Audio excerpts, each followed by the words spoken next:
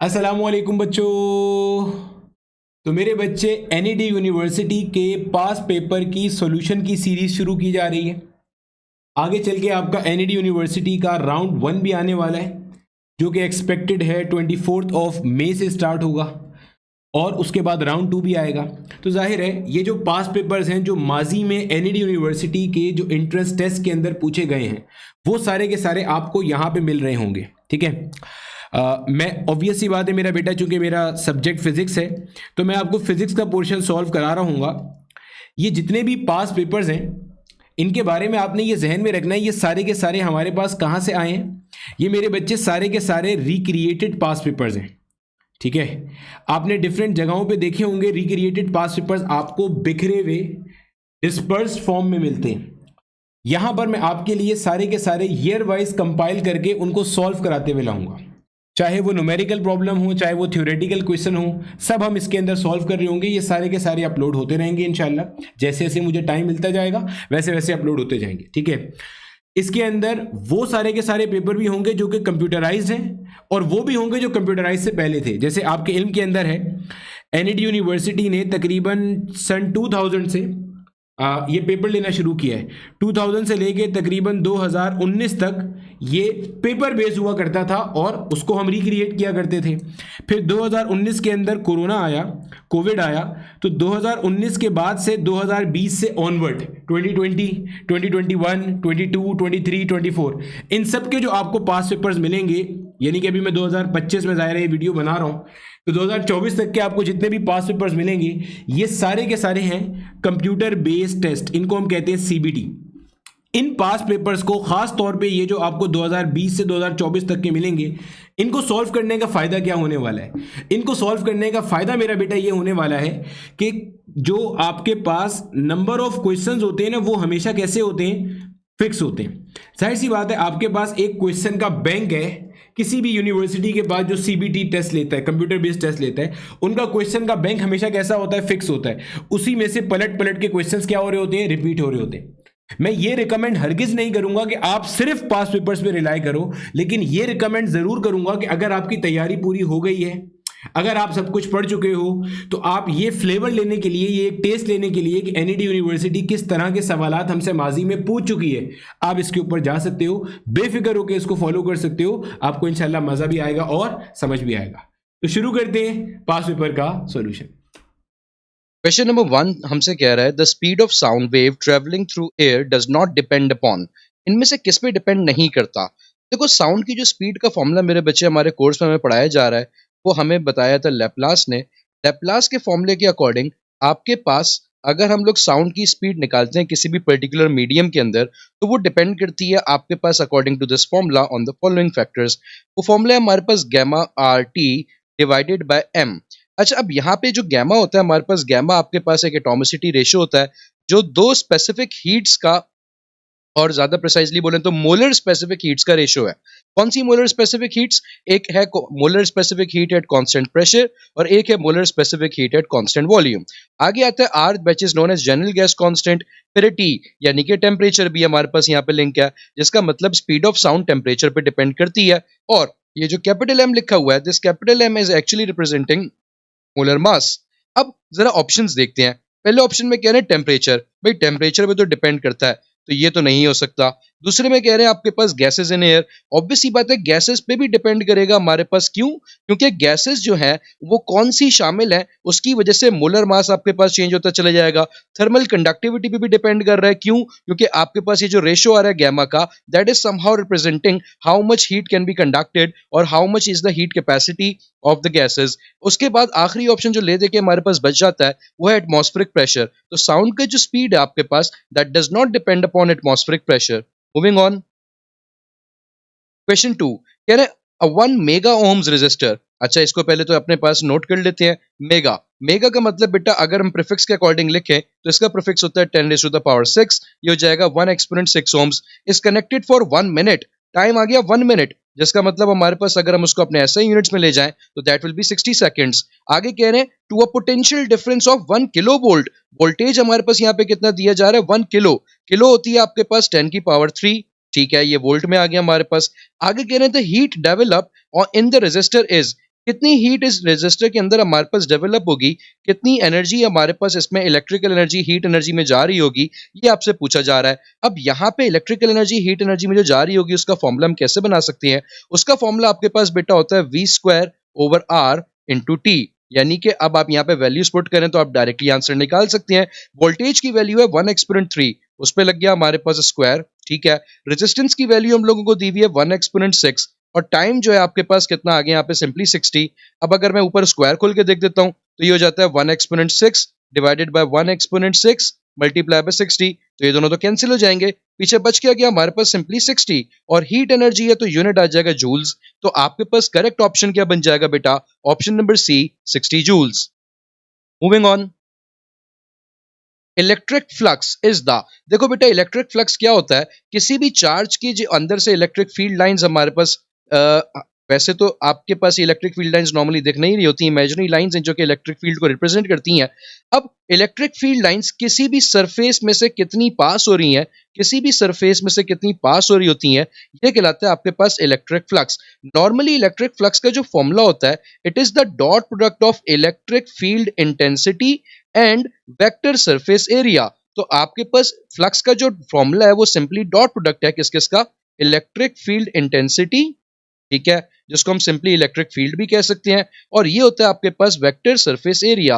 Vector क्यों? क्योंकि इसके अंदर direction of the surface matter करती है कि किस तरह से आपने सरफेस को रखा हुआ है। Now look for the option, कह रहे हैं a scalar product of the electric field and the surface area, बिल्कुल ठीक है आपके पास। बल्कि जरा अगर हम लोग गौर से देखें तो पहला ऑप्शन भी बिल्कुल ठीक है हमारे पास, स्केलर प्रोडक्ट है।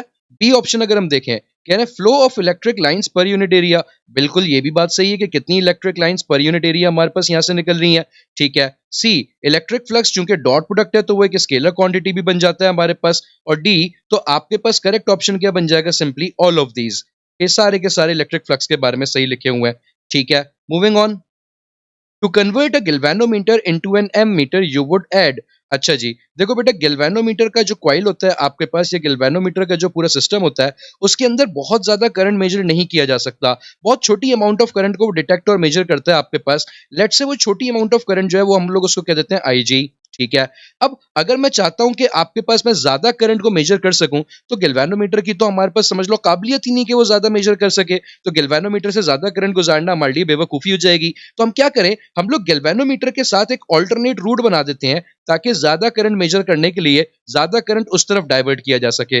अगर ज्यादा करंट आपने इस तरफ डाइवर्ट करना है तो आपने कोशिश क्या करनी होगी कि जो रेजिस्टेंस यहाँ पे ऐड की हो, चूंकि करंट और रेजिस्टेंस एक दूसरे के इनवर्सली प्रोपोर्शनल होते हैं, तो जो रेजिस्टेंस आपने यहाँ पे ऐड करी हो वो रेजिस्टेंस बहुत छोटी होनी चाहिए, और उस छोटी रेजिस्टेंस को हम कहते हैं शंट रेजिस्टेंस। तो अब अगर मुझे एक एमीटर बनाना है, करंट मेजर करना है, तो मुझे गैल्वेनोमीटर को अल्टरनेट रूट देना है, जिसका मतलब मुझे पैरेलल के अंदर एक रेजिस्टेंस ऐड करनी है, और वो भी इतनी छोटी कि ज्यादा से ज्यादा करंट वहां से पास हो सके। तो आपके पास गैल्वेनोमीटर को एमीटर बनाने के लिए आपने सिंपली क्या करना है, एक लो रेजिस्टेंस पैरेलल में लगा देनी है उस गैल्वेनोमीटर के साथ। लो look for the option, A में कह रहे हैं लो रेजिस्टेंस इन सीरीज, नहीं भाई पैरेलल में लगानी है। बी कह रहे हैं हाई रेजिस्टेंस इन सीरीज, नहीं भाई लो होनी चाहिए और पैरेलल में होनी चाहिए। ऑप्शन सी क्या कह रहा है, लो रेजिस्टेंस इन पैरेलल, तो ये हो जाएगा हमारे पास आपका correct option, option C. Moving on, question number 5, कह रहे हैं the ratio of image height to object height is called, आपके पास इमेज हाइट और ऑब्जेक्ट हाइट का जो रेशियो होता है इसको थोड़ा सा समझ भी लेते हैं। फॉर एग्जांपल आप लोगों ने एक लेंस के सामने एक ऑब्जेक्ट ला के रखा और उस ऑब्जेक्ट की जो हाइट है फॉर एग्जांपल वो 2 सेंटीमीटर है, ठीक है, और इस लेंस ने जो उसकी इमेज बनाई वो इमेज बना दी है हमारे पास लेट से 4 सेंटीमीटर हाइट की। तो आपके पास ऑब्वियस सी बात है इस लेंस ने हमारी ऑब्जेक्ट की इमेज को मैग्नीफाई कर दिया। कितने गुना मैग्नीफाई कर दिया सर? 2 टाइम्स मैग्नीफाई कर दिया। कैसे निकाला आपने? आपने हाइट ऑफ इमेज को डिवाइड कर दिया हाइट ऑफ ऑब्जेक्ट से, जिसका मतलब हाइट ऑफ इमेज और हाइट ऑफ ऑब्जेक्ट का जो रेशियो होता है वो एक्चुअली बराबर होता है हमारे पास मैग्निफिकेशन के। तो आपके पास अब ढूंढ लेते हैं, ए में कह रहे हैं इमेज ऑफ लेंस, नहीं भाई मैग्निफिकेशन, साइज मैग्निफिकेशन, सी नहीं भाई, तो आपके पास करेक्ट ऑप्शन क्या बन जाएगा यहाँ पे? नन। और याद रखिएगा कि इसका एक्चुअल आंसर क्या हो सकता है हमारे पास? मैग्निफिकेशन।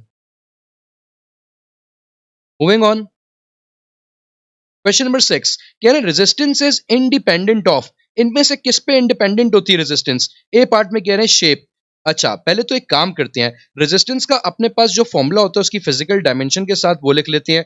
आपके पास फॉर्मूला होता है रो एल ओवर ए, ठीक है, अब इनमें से अगर हम देखें रेजिस्टेंस किन किन पे डिपेंड कर रही है, रेजिस्टेंस आपके पास एरिया पे डिपेंड करती है और लेंथ पे डिपेंड करती है, जिसका मतलब शेप और साइज पे तो वो डिपेंड करती है, इन दोनों से तो इंडिपेंडेंट नहीं हुई वो, ठीक है, इन दोनों से तो वो इंडिपेंडेंट नहीं हुई। सी में कह रहे हैं फिजिकल स्टेट, कि वो किस स्टेट में रखा हुआ है आपके पास, आए तो वो लिक्विड है, सॉलिड है या गैस है, किस स्टेट में हमारे पास एक आपके पास कंडक्टर या फिर कोई भी आपके पास एलिमेंट रखा गया हुआ है, उस पे कैसे डिपेंड करेगी समझना।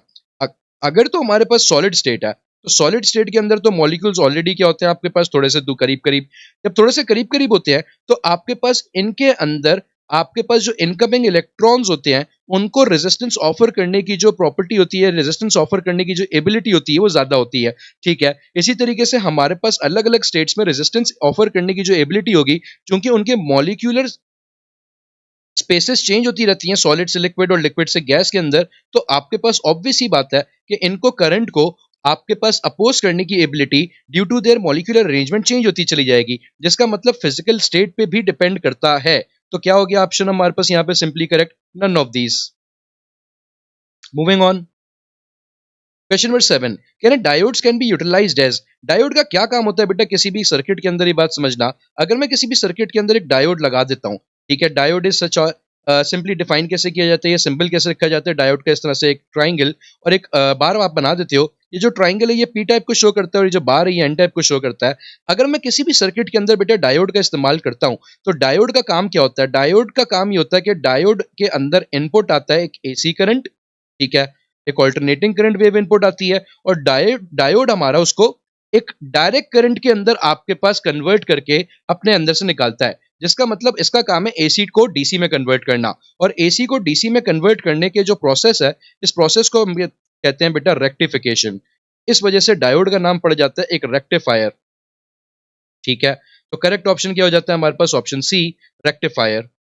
मूविंग ऑन, क्वेश्चन नंबर 8 कह रहे after one complete cycle of a Carnot engine, Carnot engine की जो एक कंप्लीट साइकिल होती है जिसमें वो आपके पास फॉर एग्जांपल स्टार्ट करता है कैसे स्टेट से जहां पे उसका प्रेशर है P1, वॉल्यूम है V1 और टेम्परेचर है T1, उसके बाद वो रीच करते हैं एक ऐसे पॉइंट पे जहां पे हम प्रेशर कम करके P2 कर देते हैं, आइसोथर्मल एक्सपेंशन करवाते हुए वॉल्यूम हमारे पास बढ़ के V2 हो चुका होता है और टेम्परेचर हमारे पास वहीं का वहीं रहता है। उसके बाद फिर हम उसकी एडियाबैटिक एक्सपेंशन करवाते हैं, जिसकी वजह से प्रेशर हमारे पास हो जाता है P3, वॉल्यूम हो जाता है हमारे पास V3 और टेम्परेचर कम होके बन जाता है हमारे पास T2, ठीक है। अगर टेम्परेचर कम हुआ इसका मतलब गैस की इंटरनल एनर्जी भी कम हो गई हमारे पास। अच्छा जी, उसके बाद क्या करते हैं हम लोग, करवाते हैं आइसोथर्मल कंप्रेशन, और आइसोथर्मल कंप्रेशन के अंदर आपके पास इसका जो प्रोसेस होता है या जो आपके पास फिजिकल पैरामीटर्स होते हैं वो कहाँ पहुंच जाते हैं, वो पहुंच जाते हैं प्रेशर बढ़ के हो जाता है P4, वॉल्यूम कम होके हो जाता है V4, ठीक है, और टेम्परेचर चूंकि हमारे पास यहाँ पे आइसोथर्मल करवाया गया होता है तो टेम्परेचर पे चेंज नहीं आता। और लास्ट प्रोसेस, लास्ट हम करवाते हैं एडियाबैटिक एक्सपेंशन, और एडियाबैटिक एक्सपेंशन में क्या होता है बेटा कि वो दोबारा अपनी इनिशियल स्टेट्स को जाके पहुंच जाता है। जब वो दोबारा अपनी इनिशियल स्टेट्स को पहुंच जाता है तो प्रेशर भी उतना ही हो जाता है जहां से आपने शुरू किया था, वॉल्यूम भी और टेम्परेचर भी। अगर सब चीजें अपनी जगह पे वापस पहुंच गई तो इसका मतलब इंटरनल एनर्जी भी हमारे पास क्या हो जाएगी, same, because internal energy is the function of temperature of a body. तो अगर आपके पास टेम्परेचर वापसी अपनी जगह पे आ रहा है, इसका मतलब इंटरनल एनर्जी भी वापसी अपनी जगह पे आ जाएगी और क्या रहेगी, सेम रहेगी जितनी आपके पास स्टार्टिंग में थी। तो साइकिल के दौरान जरूर चेंज हो जाती है, लेकिन साइकिल के स्टार्टिंग और एंड पॉइंट पे इंटरनल एनर्जी क्या रहती है हमारे पास सिस्टम की, सेम रहती है, ठीक है बेटा। मूविंग ऑन, क्वेश्चन नंबर 9 यानी a wire heated to a high temperature and electrons are given off. देखो बेटा किसी भी मेटल को आप अगर एनर्जी देते हो तो वो मेटल क्या करता है, अपने अंदर से इलेक्ट्रॉन्स निकालने लग जाता है, सिंपल सी बात है। अब अगर आप मेटल को एनर्जी दे रहे हो, वो अपने अंदर से इलेक्ट्रॉन्स निकाल रहा है, तो ऐसे तो आपके पास किसी भी तरह की एनर्जी दी जा सकती है। हम लोग हीट एनर्जी देके भी मेटल्स से इलेक्ट्रॉन्स निकाल सकते हैं। अगर हम लोग हीट एनर्जी देके मेटल्स में से इलेक्ट्रॉन्स निकाल लें तो उसको हम क्या बोलेंगे समझना। ए में क्या है, फोटो, फोटो बेटा लाइट से रिलेटेड होता है, इसका मतलब लाइट देके इलेक्ट्रिसिटी बनाई गई है, तो फोटो तो नहीं हो सकता। बी में क्या है, फ्लोरेसेंस, फ्लोरेसेंस का सिर्फ मतलब होता है बेटा चमक, और कोई मतलब नहीं है इसका। तो यहाँ पे ये चीज तो हमारे पास समझ लो एक डिस्ट्रैक्टर है, ये बेकार का ऑप्शन है जिसका ताल्लुक भी नहीं आ रहा। आगे कह रहे हैं हमारे पास फॉस्फोरेसेंस, ये भी एक ऐसा एलिमेंट है जो कि फ्लोरेसेंस क्रिएट करता है आपके पास, तो ये भी हमारे पास कट जाएगा। आगे बच्चा थर्माइनिक इमिशन, जरा इसका मतलब समझते हैं। थर्म का मतलब सिंपली क्या है हमारे पास, किससे रिलेटेड है आपके पास, हीट से।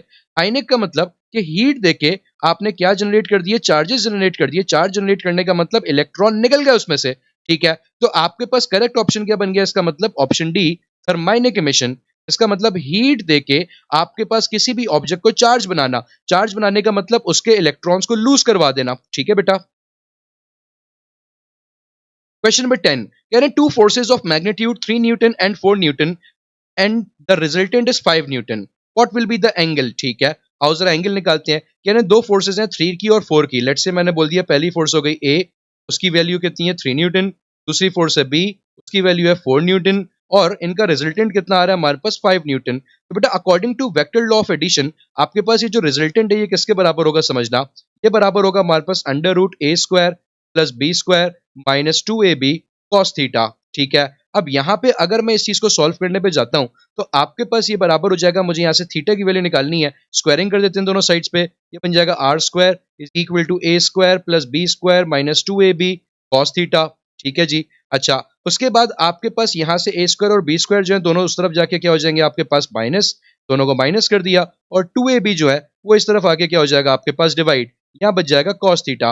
अब आओ वैल्यू निकालते हैं थीटा की, थीटा हो जाएगा कॉस इनवर्स। ठीक है, ऊपर है हमारे पास आर 5 का स्क्वायर, ए हमारे पास है 3 का स्क्वायर माइनस 4 का स्क्वायर, डिवाइड में हमारे पास कौन आ जाएगा 2 मल्टीप्लाई बाय 3 मल्टीप्लाई बाय 4। ठीक है, अब जब ये वैल्यूज आप पुट करते हो बेटा तो देखो आपके पास सिंपली क्या बनेगा, 5 का स्क्वायर होता है 25 माइनस 9, बचा हमारे पास 25 माइनस 9 आपके पास हो गया 16, 16 माइनस 16 जीरो हो गया। अगर न्यूमरेटर जीरो तो ओवरऑल जीरो, इसका मतलब यहाँ पे बच जाएगा कॉस इनवर्स ऑफ जीरो, और कॉस इनवर्स ऑफ जीरो बेटा बराबर होता है हमारे पास 90 डिग्रीज के। इसका मतलब ये दोनों वेक्टर्स आपस में क्या होंगे, परपेंडिकुलर होंगे, तभी आंसर 5 आ सकता है। ठीक है, तो करेक्ट ऑप्शन क्या बन जाएगा हमारे पास, option B 90 degrees.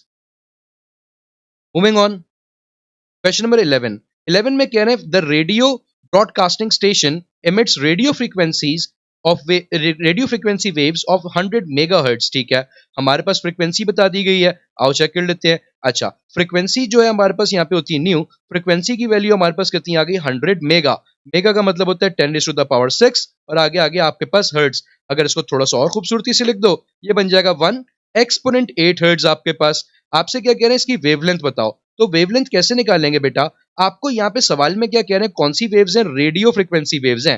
Radio waves electromagnetic waves होती हैं, और इलेक्ट्रोमैग्नेटिक वेव्स की जो स्पीड है दैट इज ऑलवेज कांस्टेंट, वो ली जाती है 3 एक्सपोनेंट 8 मीटर पर सेकंड। तो आपके पास वेवलेंथ का जो फॉर्मूला होता है वो होता है speed of wave divided by frequency. आओ वैल्यूज पुट कर देते हैं, ये हो जाएगा 3 एक्सपोनेंट 8 और फ्रीक्वेंसी हमारे पास है 1 एक्सपोनेंट 8, ये 10 8 कैंसिल हो गए, तो लैम्डा की वैल्यू क्या बच गई मेरे पास, सिंपली 3 मीटर्स। तो वेवलेंथ आपके पास आ गई 3 metres. Now look for the option, option B will become the correct option. Question number 12 कहना controlled fission reaction takes place in, किसमें होता है इनमें से फिजन रिएक्शन, आपके पास एक साइक्लोट्रॉन, नहीं बेटा साइक्लोट्रॉन एक तरह का पार्टिकल एसिलरेटर है। इसके अंदर हमारी कोशिश होती है कि हम लोग आपके पास जितने भी पार्टिकल्स होते हैं जैसे कि प्रोटॉन्स इलेक्ट्रॉन्स न्यूट्रॉन्स या फिर आपके पास पॉजिट्रॉन्स, तो आपके पास सब एटॉमिक पार्टिकल्स को हम लोग क्या करते हैं, एक्सेलरेट करवाने की कोशिश करते हैं कि उसको comparable to speed of light लेके जाया जा सके। अच्छा, तो यहाँ पे हमारे पास फिजन रिएक्शन नहीं होता। आगे है न्यूक्लियर रिएक्टर, बिल्कुल ठीक, न्यूक्लियर रिएक्टर वो जगह है जहां पे आपके पास फिजन रिएक्शन करवाया जाता है, और कंट्रोल्ड फिजन रिएक्शन करवाने के लिए उसमें फिर हम लोग आपके पास बोरॉन और कैडमियम रॉड्स का यूज करते हैं ताकि न्यूट्रॉन्स एब्जॉर्ब हो जाएं और स्लो डाउन हो जाए और आपके पास एक कंट्रोल्ड फिजन रिएक्शन करवाया जा सके। ऑप्शन सी सन नहीं हो सकता क्योंकि सन के अंदर बेटा आपके पास होता है फ्यूजन रिएक्शन। ठीक है, और अर्थ, अर्थ तो हमारे पास ऑब्वियस ही बात है इसके अंदर से कट ही आएगा यहाँ पे से। ठीक है, क्योंकि अर्थ के अंदर हमारे पास फिजन रिएक्शन अगर हो रहा होता तो एक पॉइंट आता ही अर्थ फट ही जाता आपका। एनीवेज मूविंग ऑन, 13 कह रहे हैं light is prove to be transverse in nature by, इनमें से कौन सा ऐसा प्रोसेस है जो ट्रांसवर्स नेचर को प्रूव करता है, एक एक करके देखते हैं। पहले में कह रहे हैं पोलराइजेशन, बिल्कुल ठीक, पोलराइजेशन इज दैट आप process, polarisation is that process जिसके अंदर हम लोग अगर किसी भी वेव को इससे गो थ्रू करवाते हैं तो वो क्या होता है कि कुछ वेव्स इसमें से गो थ्रू कर जाती हैं और कुछ वेव्स हमारे पास ये प्रोसेस परफॉर्म नहीं कर पाती। तो वो वेव्स जो ट्रांसवर्स होती हैं, transverse wave can perform polarisation. ठीक है, जबकि जो लॉन्गिट्यूडनल वेव्स होती हैं जो दूसरी टाइप है वेव की आपके पास, they can not perform polarisation. तो ये बेटा बात याद रखना कि अगर आपके पास पोलराइजेशन परफॉर्म नहीं कर सकती लॉन्गिट्यूडनल वेव तो इसका मतलब सिंपली क्या हो गया कि अगर आपने एक चेक लगाना है, आपने एक टेस्ट करना है कि भाई कौन सी वेव्स जो है वो पोलराइजेशन कर सकती हैं, तो वो हो जाएगा आपके पास ट्रांसवर्स वेव। ठीक है, मूविंग ऑन, 14 कह रहे rate of change of linear momentum, rate of change of linear momentum, linear momentum का रेट ऑफ चेंज मतलब डिवाइडेड बाय टाइम किसके बराबर होगा? आओ चेक करते हैं। आपके पास लीनियर मोमेंटम का मतलब हो जाएगा, अगर चेंज निकालना है तो ये हो जाएगा m delta v over t, because momentum का फॉर्मूला होता है मास इनटू वेलोसिटी। आगे इसको अगर और ओपन करके लिखते हैं, डेल्टा v का मतलब final velocity minus initial velocity divided by time, pf minus vi over t, ये तो सर बराबर होता है एक्सेलरेशन के। अगर ये एक्सेलरेशन के बराबर है तो ये बच गया ma, and according to Newton ma is equal to force, जिसका मतलब rate of change of linear momentum किसके बराबर होता है आपके पास? अप्लाइड फोर्स के। अब यहां से आप ये भी सोच सकते हो यार, मोमेंटम का मतलब है किसी भी बॉडी के अंदर मौजूद मोशन। फॉर एग्जांपल एक बॉडी रुकी हुई है, ठीक है, मान लेते हैं रुकी हुई है, अब आप इसमें फोर्स लगाओगे तो ये क्या होगा? चलना शुरू कर देगी। अगर फोर्स लगाओगे तो चलना शुरू करेगी, जिसका मतलब जितनी ज्यादा फोर्स लगाओगे उतना ज्यादा इसके अंदर मोशन आना स्टार्ट हो जाएगा, जितनी कम फोर्स लगाओगे उतना कम इसमें मोशन आएगा। तो इसका मतलब आपकी जो लगाई जाने वाली फोर्स होती है वही बॉडी के अंदर मोमेंटम को चेंज करती है। ज्यादा फोर्स लगाओगे तो तेजी से चेंज आएगा मोमेंटम में, कम फोर्स लगाओगे तो आराम से चेंज आएगा मोमेंटम में। तो हमारा करेक्ट ऑप्शन क्या बन जाएगा बेटा? यहाँ पे ऑप्शन सी, फोर्स। क्वेश्चन 15 कह रहे the law that governs the forces between electric charges was given by, इनमें से कौन सा ऐसा लॉ है जिसने दो चार्जेस के दरमियान फोर्सेस के बारे में आपके पास काम किया है? अच्छा, फेरेडे। फेरेडे का जो लॉ है बेटा, फेरेडे ने आपके पास काम किया है इंड्यूस्ड ईएमएफ के ऊपर, कि जब भी आपके पास किसी भी कंडक्टर से लिंक हुई हुई ईएम फ्लक्स की वैल्यू, मैग्नेटिक फ्लक्स की वैल्यू चेंज होती है तो उसमें ईएमएफ इंड्यूस हो जाती है। ये है फेरेडे। न्यूटन ने तो बेटा काम किया आपके पास बॉडीज के मोशन के ऊपर, कि भाई अगर हम लोग किसी भी बॉडी पे फोर्स लगाते हैं तो उसमें एक्सेलरेशन प्रोड्यूस हो जाती है, चार्जेस का कहीं जिक्र नहीं है। एम्पियर ने किस पे काम किया है? एम्पियर ने काम किया कि आप किसी भी करंट कैरिंग कंडक्टर के अराउंड जो मैग्नेटिक फील्ड होती है वो कैसे फाइंड कर सकते हो। तो अगेन हमारे पास चार्जेस का तस्करा नहीं है। कूलम लॉ बिल्कुल ऐसा लॉ है जो बात करता है दो चार्जेस के दरमियान पाई जाने वाली अट्रैक्टिव या रिपल्सिव फोर्स के बारे में, और वो ये कहता है कि ये जो अट्रैक्टिव या रिपल्सिव फोर्स होती है वो बराबर होती है के Q1 Q2 over are square, यानी कि डायरेक्टली प्रोपोर्शनल है प्रोडक्ट ऑफ बोथ चार्जेस और इनवर्सली प्रोपोर्शनल है उन दोनों के दरमियान के डिस्टेंस के स्क्वायर के। तो आपके पास करेक्ट ऑप्शन क्या बन जाएगा? कूलम। ये कूलम ने काम किया भाई दो चार्जेस के दरमियान फोर्स ऑफ अट्रैक्शन और रिपल्जन के बारे में। क्वेश्चन 16 कह रहे motion of a charge particle is controlled in J Thomson experiment by, जो आपके पास चार्ज पार्टिकल एंटर होता है वो किससे कंट्रोल किया जा रहा होता है जे थॉमसन एक्सपेरिमेंट के अंदर? तो बेटा जे थॉमसन एक्सपेरिमेंट के अंदर हमारे पास दो, पहली बात तो डिस्क लगी हुई होती है आपके पास, एक कैथोड होता है हमारे पास, ठीक है। अब सबसे पहले तो आप इलेक्ट्रिक फील्ड लगा के क्या करते हो? एक इलेक्ट्रिक फील्ड लगा के हमारे पास आप कंट्रोल करते हो इस चार्ज मोशन की पार्टिकल को, ठीक है। मैंने यहाँ पे ये चार्ज मोशन थोड़ा बना दिया। अच्छा, तो आपके पास यहां से स्टार्ट होता है ये चार्ज पार्टिकल का मोशन, इलेक्ट्रॉन्स का मोशन भी कहते हैं हम लोग इसको। और इसके बाद जब ये डिस्क से आगे निकलता है तो उसके बाद फिर हम लोग उसको कंट्रोल करते हैं, उसको या फिर उसके ऊपर एक फोर्स लगवाते हैं एक एक्सटर्नल मैग्नेटिक फील्ड के थ्रू। तो वो मैग्नेटिक फील्ड क्या करती है? इस चार्ज को आपके पास सीधा नहीं जाने देती बल्कि फोर्स लगा के बेंड कर देती है या सर्कुलर मोशन में ले जाती है कभी कभार। तो आपके पास एक तरीके से आप क्या कह सकते हैं कि यहाँ पे जब मैंने चार्ज पार्टिकल को मूव करवाना था जे थॉमसन एक्सपेरिमेंट के अंदर, तो दो तरीके से मैंने करवाया। पहले मैंने उसको इलेक्ट्रिक फील्ड से गुजारा, ठीक है, फिर उसके बाद मैंने उसको मैग्नेटिक फील्ड से गुजारा। तो यहाँ पे दोनों फील्ड जो है वो एक साथ काम कर रही होती हैं चार्ज पार्टिकल की मोशन को कंट्रोल करने के लिए, ठीक है। तो हमारे पास करेक्ट ऑप्शन क्या बन जाएगा? Option A, magnetic and electric field. Moving on. 17 यानी a particle completes one oscillation in 4 seconds, एक ऑसिलेशन, एक वाइब्रेशन कंप्लीट करने में उसको 4 सेकंड लग रहे हैं, देन टाइम पीरियड इज, अरे बाबा ये तो सबसे आसान सवाल है भाई। क्यों? क्योंकि टाइम पीरियड जो होता है बेटा, टाइम पीरियड की डेफिनेशन ही क्या है? टाइम पीरियड की डेफिनेशन क्या है कि आपके पास time required for one cycle, एक साइकिल कितनी देर में कंप्लीट हो रही है उसे हम कहते हैं आपके पास टाइम पीरियड। अब यहाँ पे इन्होंने ऑसिलेशन खुद बता दी कि भाई एक ऑसिलेशन कितनी देर में कंप्लीट हो रही है? 4 सेकंड में, तो टाइम पीरियड भी कितना हो जाएगा? 4 सेकंड। बहुत ही सिंपल सा सवाल। नेक्स्ट क्वेश्चन नंबर 18 में कह रहे हैं if the speed of a particle in a circular motion is doubled and the radius increases 4 times then the centripetal force acting upon it. देखो नॉर्मली सेंट्रीपिटल फोर्स का formula होता है mv square over r। अब आपसे कह रहे हैं छेड़छाड़ करो थोड़ी इसमें। क्या छेड़छाड़ करो? कि उसका जो आपके पास स्पीड है उसको डबल कर दो, यानी कि स्पीड पहले के मुकाबले में कितनी हो जाएगी? 2v, ठीक है। और उसका जो रेडियस है उसको कितना कर दो? अपने पास 4 गुना कर दो, ठीक है। तो पहले के मुकाबले में फोर्स का फॉर्मूला कुछ इस तरह से लिखा जाएगा। अब देखते हैं सेंट्रीपिटल फोर्स में कितनी छेड़छाड़ हो गई। अच्छा जी, तो यहाँ पे जो आपके पास फॉर्मूला बनेगा 2 का स्क्वायर होता है 4 और नीचे भी 4 लिखा हुआ है, तो ये 4 और 4 आपस में हो जाएंगे कैंसिल। पीछे जो आपके पास सिंबल्स बन जाएंगे वो जाएंगे mv स्क्वायर ओवर आर, और mv स्क्वायर ओवर आर ये तो 1 ही आ गया। mv स्क्वायर ओवर आर तो आपके पास आपकी ओरिजिनल सेंट्रीपिटल फोर्स के बराबर है, जिसका मतलब यहाँ पे सेंट्रीपिटल फोर्स में कोई चेंज नहीं आया, जितनी पहले थी उतनी ही रही। तो आपके पास आंसर क्या बन जाएगा, A remain same. Moving on, Question number 19. कह रहा है if a pendulum performs simple harmonic motion, then its time period depends upon. Time period का जो फॉर्मूला होता है बेटा सिंपल हार्मोनिक मोशन के अंदर सिंपल पेंडुलम का, वो आपके पास होता है 2 pi under root L over g, जिसका मतलब टाइम पीरियड किस पे डिपेंड कर रहा है, लेंथ पे पेंडुलम की, और किस पे डिपेंड कर रहा है आपके पास ग्रेविटेशनल एक्सेलरेशन के ऊपर। ग्रेविटेशनल एक्सेलरेशन जो कि उस सरफेस पे होगी जहां पे आपने पेंडुलम को प्लेस किया हुआ है, ठीक है। अब आपके पास आप खुद देख सकते हो कि यहाँ पे जो ऑप्शंस हैं उनमें से कौन सा ऑप्शन इन दोनों में से किसी एक को फेवर कर रहा है। ए एम्पलीट्यूड, एम्पलीट्यूड नहीं आ रहा सर। बी वेवलेंथ, इसका भी ताल्लुक नहीं है। सी मास, मास पे भी डिपेंड नहीं कर रहा है टाइम पीरियड आपके पास, तो सिर्फ किस पे कर रहा है, डी लेंथ ऑफ पेंडुलम के ऊपर आपके पास। मूविंग ऑन, क्वेश्चन 20 कह रहे what is the focal length of a lens when an object is placed at 15 centimetre. अच्छा जी, ऑब्जेक्ट डिस्टेंस आ गया हमारे पास 15 सेंटीमीटर।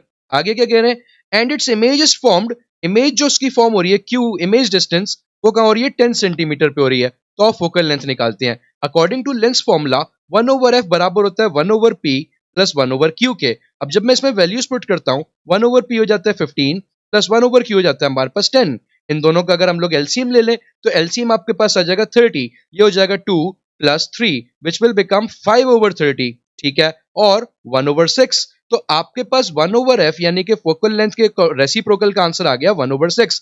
अगर मुझे सिर्फ फोकल लेंथ चाहिए तो दोनों साइड्स को रेसिप्रोकेट कर देते हैं, फोकल लेंथ हमारे पास हो जाएगी 6 और यूनिट आ जाएगा centimetre. Now look for the correct option, the correct option will become option A 6 centimetre, ठीक है बेटा।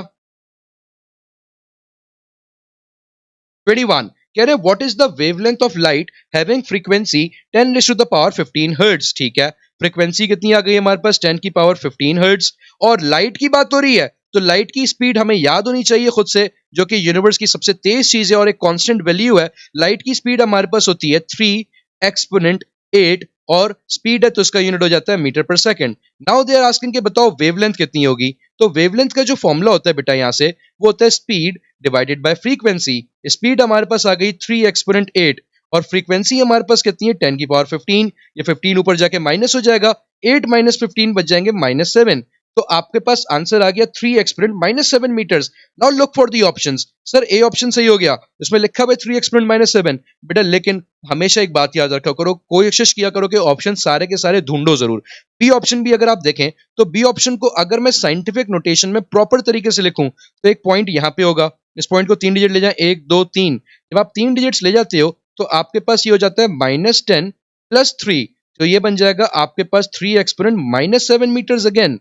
तो बी भी 3 एक्सपोनेंट -7 है, तो ये भी सही हो गया। सी देखते हैं, सी में हमारे पास क्या हो जाएगा 300 नैनोमीटर्स। नैनो का मतलब होता है 10 की पावर -9, अगर इसका प्रीफिक्स खोल के लिखा जाए। फिर वही बात, पॉइंट यहाँ है, 2 डिजिट्स आगे जाएगा तो ये बन जाएगा, ये भी बन जाएगा 3 एक्सपोनेंट -7 मीटर्स, जिसका मतलब तीनों ही 3 एक्सपोनेंट -7 लिखे हुए हैं। अब सबसे कॉमन मिस्टेक क्या करता है बच्चा, वो बढ़ता बढ़ाता है नहीं, आंसर देखते बोले ये लिखा हुआ, डायरेक्ट ऑप्शन क्लिक किया आगे चले गए। तो कभी भी अगर ये all of these none of these type options आते हैं, कोशिश किया करो कि सारे ऑप्शन जरूर पढ़ लो। तो यहाँ पे करेक्ट ऑप्शन क्या हो जाएगा बेटा आपके पास, all of these. Moving on, question number 22 कह रहे हैं frequency of a simple pendulum is. अच्छा जी, अगर नहीं याद कोई बात नहीं, क्या आपको टाइम पीरियड याद है? बिल्कुल, टाइम पीरियड का फॉर्मूला तकरीबन आसान होता है, हमारे जहनों में बैठा हुआ होता है। Time period of a pendulum का फॉर्मूला होता है t is equal to 2 pi under root L over G. Frequency के बारे में बस ये बात याद रख लो कि फ्रीक्वेंसी बेटा टाइम पीरियड का रेसिप्रोकल होता है। तो अगर मैं फ्रीक्वेंसी निकालना चाहता हूं तो टाइम पीरियड का रेसिप्रोकल करना पड़ेगा मुझे, और रेसिप्रोकल करते हैं। फ्रीक्वेंसी निकालने के लिए इस पूरे एक्सप्रेशन का रेसिप्रोकल कर देते हैं। यहाँ पे रेसिप्रोकल हो जाएगा 1 ओवर 2 पाई और आगे रूट वाला फ्रैक्शन हो जाएगा g over l। Now look for the correct option. A में कह रहे हैं 2 पाई l ओवर g, गलत। बी में कह रहे हैं 1 ओवर 2 पाई तो आ गया, लेकिन अंदर l ओवर g लिखा हुआ है रूट के, ये भी गलत। सी में कह रहे हैं 1 ओवर 2 पाई भी है और रूट में है g ओवर l, बिल्कुल ठीक ऑप्शन है। तो ऑप्शन सी हमारे पास बन जाएगा यहाँ पे करेक्ट ऑप्शन। क्वेश्चन 23 कह रहे हैं दी apparatus used to compare the EMF of two cells is, इनमें से कौन सा ऐसा apparatus है जो कि दो सेल्स की EMF को कंपेयर करने के लिए इस्तेमाल किया जाता है? ए व्हीटस्टोन ब्रिज। बेटा व्हीटस्टोन ब्रिज का काम होता है आपके पास रेजिस्टेंस फाइंड करना अननोन, ठीक है। अब अननोन रेजिस्टेंस फाइंड करने के लिए हम व्हीटस्टोन ब्रिज का ताल्लुक का इस्तेमाल करते हैं। गैल्वेनोमीटर, गैल्वेनोमीटर का काम होता है डिटेक्ट करंट करना, आपके पास किसी भी सर्किट में करंट है या नहीं है, ठीक है। तो यहाँ पे मैं मेंशन भी कर दूं इन सबकी application to find unknown resistance we use a Wheatstone bridge, ठीक है। हालांकि व्हीटस्टोन के प्रिंसिपल पे और भी सारी मशीन्स बनती हैं जो कि डिफरेंट डिफरेंट काम करती हैं, अच्छा। लेकिन गैल्वेनोमीटर की बात करें तो गैल्वेनोमीटर का काम क्या है? सिर्फ आपके पास स्मॉल अमाउंट ऑफ करंट को मेजर करना, ठीक है।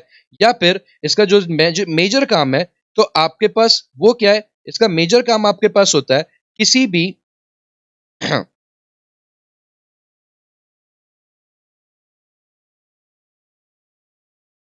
अच्छा जी, स्मॉल अमाउंट ऑफ करंट हमारे पास मेजर किया जाता है किसी भी गैल्वेनोमीटर को यूज करने के लिए। गैल्वेनोमीटर यूज होता है स्मॉल अमाउंट ऑफ करंट को मेजर करने के लिए, या फिर करंट को डिटेक्ट करने के लिए कि किसी भी सर्किट के अंदर आपके पास करंट है मौजूद या नहीं है। इसके लिए हम लोग यूज करते हैं गैल्वेनोमीटर। डी में एम मीटर, एम मीटर का काम क्या? मेजर करता है ये करंट को, ठीक है जी। तो ये भी नहीं हो सकता हमारे पास। अब यहाँ पे बच जाता है सी पोटेंशियोमीटर। जी हाँ, पोटेंशियोमीटर एक ऐसी डिवाइस है जिसमें हम लोग दो सेल्स भी यूज कर सकते हैं, एक ऐसी सोर्स जिसकी ईएमएफ हमें पता है और एक ऐसी जिसकी ईएमएफ हमें नहीं मालूम। तो उसकी कंपैरिजन से हम लोग अननोन ईएमएफ फाइंड आउट करते हैं। तो आपके पास करेक्ट ऑप्शन क्या हो जाता है यहाँ पे 23 का? Option C potentiometer. Moving on, question 24 कह रहे हैं what will be the centripetal force. वैसे सेंट्रीपिटल फोर्स क्या होती है भाई? mv स्क्वायर ओवर आर होती है। कह रहे हैं क्या हो जाएगी अगर मैं वेलोसिटी को क्या कर दूं? डबल कर दूं। आओ चेक करते हैं क्या हो जाएगी। छिड़ जाएगी भाई कुछ। कितनी छिड़ जाएगी? वेलोसिटी को डबल कर दिया, ठीक है। तो डबल के ऊपर हमारे पास यहाँ पे स्क्वायर लग गया, डिवाइड बाय रेडियस को भी 4 गुना बढ़ा दिया, तो रेडियस भी आर के बजाय कितना हो गया? 4r। अब ये 2 का स्क्वायर हो जाएगा 4, नीचे भी एक एक्स्ट्रा वर्ड नंबर है 4, अंदर बच गया mv स्क्वायर ओवर आर। तो ये mv स्क्वायर ओवर आर तो हमारे पास ओरिजिनल सेंट्रीपिटल फोर्स के बराबर है, और 4 ओवर 4 हो जाता है 1, जिसको लिखें में ना भी लिखें तो कोई फर्क नहीं पड़ता। तो देखो सेंट्रीपिटल फोर्स कितनी छिड़ी, पहले के मुकाबले में कितने गुना है? 1 गुना है, जिसका मतलब चेंज ही नहीं हुई है। अगर चेंज ही नहीं हुई है तो हमारा करेक्ट ऑप्शन क्या बन जाएगा? Option B remains same. Moving on, आपके पास 25 में पूछ रहे हैं ट्रांजिस्टर वर्क्स एज। ट्रांजिस्टर बेटा आपके पास कैसी डिवाइस होती है? एक 3 टर्मिनल डिवाइस होती है जिसको हम लोग दो टाइप्स में डिफाइन कर सकते हैं, या तो एनपीएन या फिर पीएनपी ट्रांजिस्टर। और ट्रांजिस्टर का किसी भी सर्किट के अंदर क्या काम होता है? अगर आप किसी भी सर्किट में ट्रांजिस्टर को अपने पास बेटा यूज करते हो तो वो आपके पास इनकमिंग सिग्नल को, ट्रांजिस्टर का सिर्फ और सिर्फ काम क्या? सिंपली कि जो भी आपके पास इनकमिंग सिग्नल है उस इनकमिंग सिग्नल को मॉडिफाई कर देता है, उसको मॉडिफाई कह रहा हूं, एम्पलीफाई कर देता है। एम्पलीफाई करने का मतलब उसका एम्पलीट्यूड बढ़ा देता है, जिसको आप इस एक माइक की एग्जांपल से भी समझ सकते हो। जो काम माइक का होता है साउंड वेव को एम्पलीफाई करना, उसी तरीके से ट्रांजिस्टर का क्या काम होता है? किसी भी सिग्नल को एम्पलीफाई कर देना, उसकी एम्पलीट्यूड को इंक्रीज कर देना। तो ट्रांजिस्टर कैसे काम करता है बेटा? एक एम्पलीफायर के तौर पे काम करता है। बाकी ऑप्शंस को भी देख लें जरा सा। बी रेक्टिफायर, रेक्टिफायर के तौर पे ट्रांजिस्टर काम नहीं करता, रेक्टिफायर के तौर पे एक डायोड काम करता है, और डायोड का मतलब सिंपल पीएन जंक्शन, ठीक है। इन्वर्टर एक अलग चीज है, और नन ऑफ दिस तो वैसे ही कट गया आपके पास। तो क्वेश्चन नंबर 25 का करेक्ट आंसर क्या हो गया हमारे पास? A amplifier.